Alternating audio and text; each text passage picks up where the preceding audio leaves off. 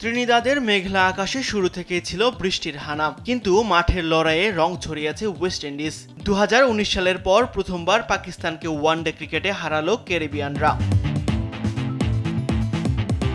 Brian Lara স্টেডিয়ামে এদিন toss হেরে ব্যাটিংয়ে নেমে ধীর গতিতে শুরু করে পাকিস্তান। একাধিকবার বৃষ্টির কারণে খেলা বন্ধ থাকায় খেলা গড়ায় 35 ওভারে 7 উইকেটে 171 রানের বেশি তুলতে পারেনি সফরকারীরা। হাসান নওয়াজ 30 বলে অপরাজিত 36, হোসাইন তালাত 31 রান করেন। ক্যারিবিয়ানদের হয়ে জেইডেন সিলস 23 রানে নেন 3 উইকেট।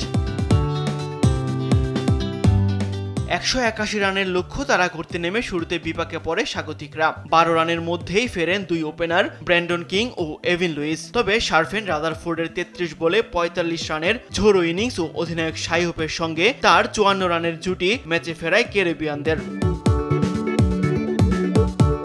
5 উইকেট হারানোর পর চেজ ও জাস্টিন গ্রিভস আর কোনো বিপদ হতে দেননি। ষষ্ঠ উইকেটে অবিচ্ছিন্ন থেকে 72 বলে 77 রান যোগ করে 10 বল হাতে রেখে জয় নিশ্চিত করেন তারা। চেজ অপরাজিত 49 রানের ইনিংস খেলে হন ম্যাচ সেরা।